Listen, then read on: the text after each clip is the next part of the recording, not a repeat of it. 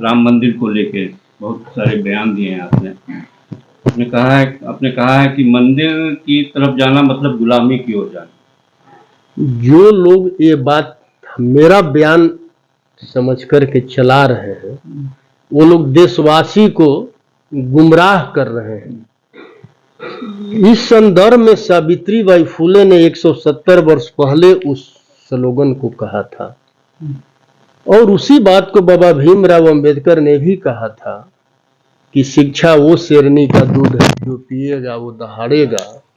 और जिस दिन मंदिर का भीड़ विद्यालय की तरफ मुड़ेगा उस दिन भारत को कोई महान बनने से रोक नहीं सकता है। अगर उनका कथन गलत है तो जो लोग कह रहे हैं वो कह दे कि ज्योतिबा राव फुले, सावित्रीबाई फुले, बाबा भीमराव अंबेडकर गलत है, लेकिन कह नहीं सकते हैं। इन लोगों का एजेंडा ही है मनुवाद का, पाखंडवाद का, अंधविश्वास का, जिसका पूर्व में भी हमारे पूर्वजों ने विरोध करने का काम किया है। आप कबीर दास को ले लीजिए, आप संत रविदास को ले लीजिए, गौतम बुद्ध को ले लीजिए, ज्योतिबा राव फुले को ले लीजिए, सावित्रीबाई फुले को ले लीजिए, अमर शहीद जगदेव प्रसाद को ले लीजिए, ललई सिंह यादव को ले लीजिए। और जिस राम मंदिर की बात आप करते हैं उस राम मंदिर को तो ललई सिंह यादव जी ने 1976 में जो सची रामायण को लेकर के सुप्रीम कोर्ट में जो उनका एक आदेश आया था वो तो आदेश स्पष्ट दे दिया था कि रामायण और रामायण का सभी पात्र काल्पनिक है। तो आप देश को काल्पनिक की तरफ ले जाना क्यों चाह रहे हैं? राम काल्पनिक है? अरे भाई सुप्रीम कोर्ट कह रहा है काल्पनिक है, आप भी मान रहे हैं। आप सुप्रीम कोर्ट के बातों का अवहेलना आप कर रहे हैं क्या? आप मान रहे हैं? मैं आप ही से हम तो राम को मानते हैं और सुप्रीम कोर्ट के आदेश को आप नहीं मानते हैं? तो बात कीजिए, क्यों बात कीजिए? आस्था, भगवान में आस्था है कि? अरे आस्था और व्यवस्था दोनों दो चीज है। आस्था तो हमारा आप में भी है, तो क्या हम आपको पत्थर का मतलब की मूर्ति बनवा देंगे क्या? अरे आस्था दिल के अंदर होता है। आस्था का मतलब जिस चीज में हमारा विश्वास है हम मान रहे हैं। किसी भी राजनीतिक नेताओं का या दल का मंदिर मस्जिद बनवाने का काम है क्या? किसी भी सत्ता में बैठे लोगों का काम है जो हमारे क्षेत्र की जनता है, हमारे देश की जनता है, उसके विकास के बारे में सोचे और उस पर काम करें। हमारे देश के लोगों को विद्यालय का जरूरत है, हॉस्पिटल का जरूरत है, कमाई का जरूरत है, सुनवाई का जरूरत है, करवाई का जरूरत है। आप बताइए ना, हमारे चंद्रशेखर जी जब बयान देते हैं, आप FIR लिखवाने आप मंदिर में जाइए ना, आप थाना में क्यों जाते हो भाई? और थाना में अधिकार कहां से मिला है आपको? थाना जाने का अधिकार कहां से मिला आपको? आपको कोर्ट जाने का अधिकार? संविधान से। संविधान। आप संविधान से देश चला रहे हो क्या? आप तो संविधान को नष्ट करने में लगे हो कि संविधान किसी तरह से नष्ट हो जाए। और आप जो मीडिया वाले लोग हैं, कभी भी मोदी जी से एक सवाल नहीं पूछा आप लोगों ने कि मोदी जी काला धन कब आएगा विदेश से? 2 करोड़ बेरोजगारों को नौकरी कब मिलेगा? बुलेट ट्रेन देश में कब दौड़ेगा? किसानों का आय दोगुनी कब होगा? किसानों का लागत 3 गुना हो गया लेकिन आय उतना ही का उतना ही रहा। ये सवाल तो है विधायक जी, लेकिन सवाल ये है कि मंदिर जाना चाहिए कि नहीं जाना चाहिए? भगवान की पूजा करनी चाहिए या नहीं करनी? मैं पूछता हूं आपसे, मैं तो पहले ही बोला हूं, जिसको जिसमें आस्था हो वो मतलब करे। तो ये लोग बोलते हैं कि मंदिर जाने वाले से विधायक जी वोट नहीं मांगेंगे। उन लोगों के लिए मैं करारा जवाब देता हूं और पूछता हूं, क्या अपने बेटा बेटी को विद्यालय नहीं भेजेंगे? जो इस तरह का सवाल करते हैं वो अपने बेटा बेटी को विद्यालय न भेजे, पढ़ने के लिए, शिक्षा प्राप्त करने के लिए मंदिर भेजें। और क्या वो विद्यालय जाने वाले लोगों से वोट नहीं मांगेंगे? अंधविश्वास फैलाने वाले लोग जो हैं विद्यालय में जाने वाले लोगों से वोट मांगने का काम न करें। कि कौन अंधविश्वास फैला रहा है? ये क्या है? आप पूरे देश में अंधविश्वास फैला के रखे हैं कि 22 तारीख को पत्थर में प्राण डाला जाएगा। राम में प्राण डाला जाएगा। इतने दिन से राम बिना प्राण के थे क्या? उनके अंदर प्राण नहीं था क्या?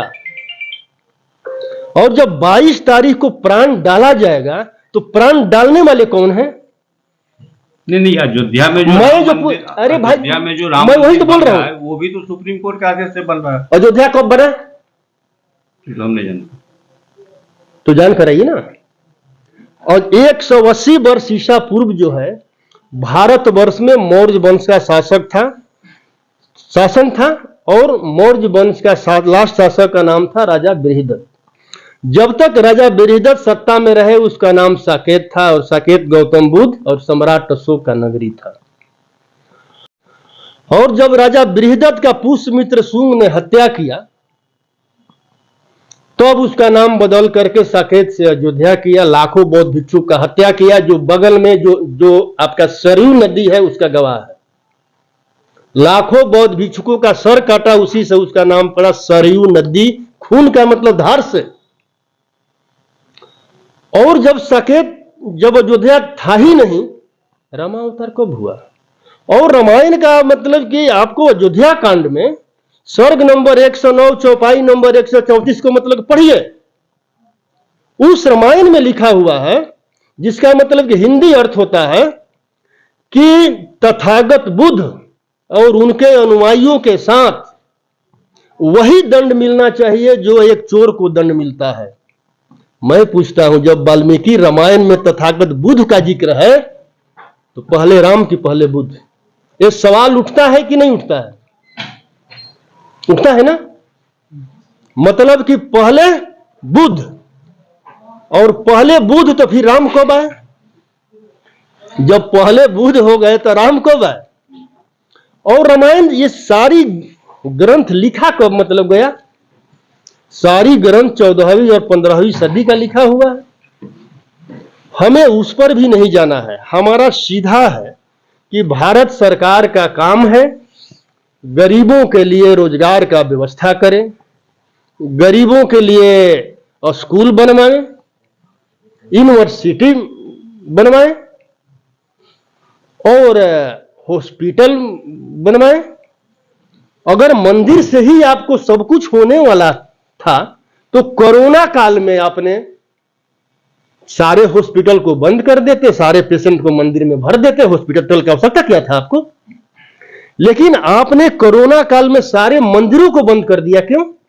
अरे आप ही ने तो साबित कर दिया कि मंदिरों में कोई शक्ति नहीं है, और जहां कोई शक्ति नहीं है उसके लिए अपने देश का अरबों खरबों रुपया क्यों बर्बाद कर रहे हैं?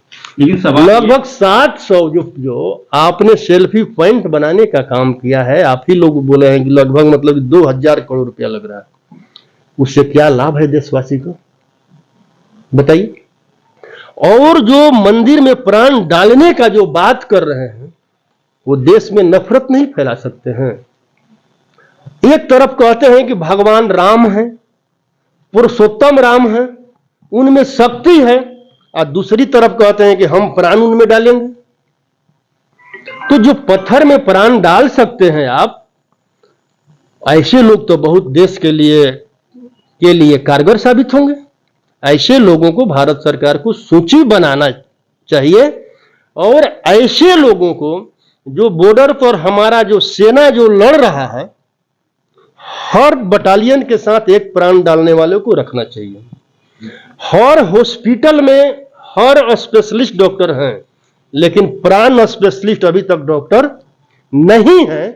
तो हर हॉस्पिटल में एक प्राण स्पेशलिस्ट लोगों को रखना चाहिए, ताकि हमारे लोग मरे और प्राण उसमें डाल दें।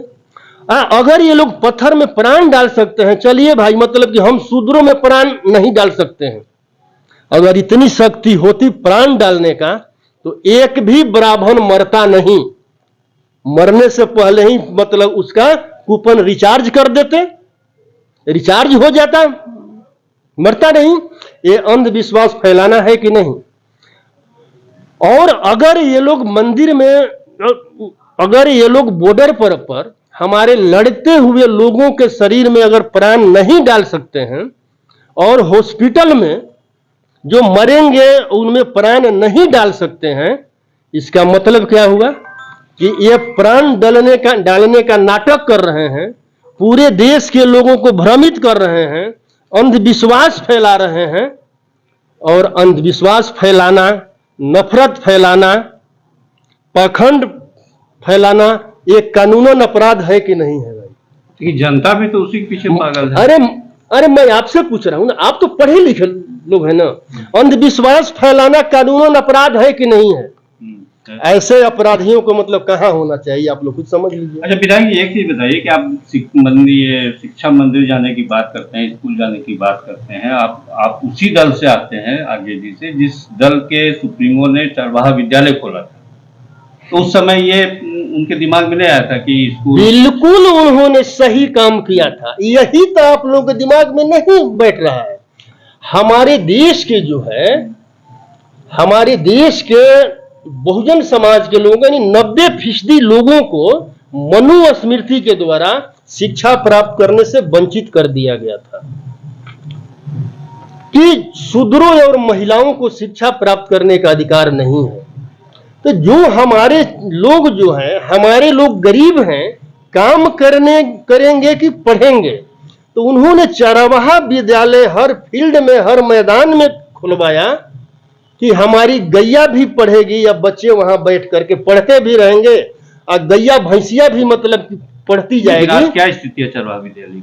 आज क्या स्थिति है चरवाहा विद्यालय? जब सत्ता में जब मनुवादी आएंगे तो विद्यालय तो शिक्षा तो समाप्त होगा ही ना। भारत के प्रधानमंत्री जी जब से सत्ता में आए हैं, लगभग 60,000 विद्यालयों को उन्होंने बंद कर दिया। ये सरकार, बिहार सरकार के अंदर है चरवाहा विद्यालय। मैं भारत सरकार का बात कर रहा हूँ। लेकिन चरवाहा विद्यालय तो बिहार सरकार आप ही में रहे। देखिए उस समय के बाद में तो बीजेपी गठबंधन में ही सरकार रहा ना, हमारी सरकार तो रही नहीं।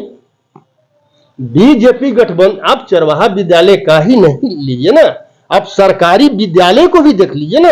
जब नीतीश कुमार भी मनुवादी, जब से हम लोग गठबंधन में आए हैं, आप देखिए हम लोग नौकरी देने का बात करते हैं, हम लोग कलम और किताब देने का बात करते हैं, और वो लोग त्रिशूल और तलवार देने का बात करते हैं। देखिए हमारी लड़ाई स्पष्ट है। सरकार में तो हमारी लड़ाई स्पष्ट है, कलम और किताब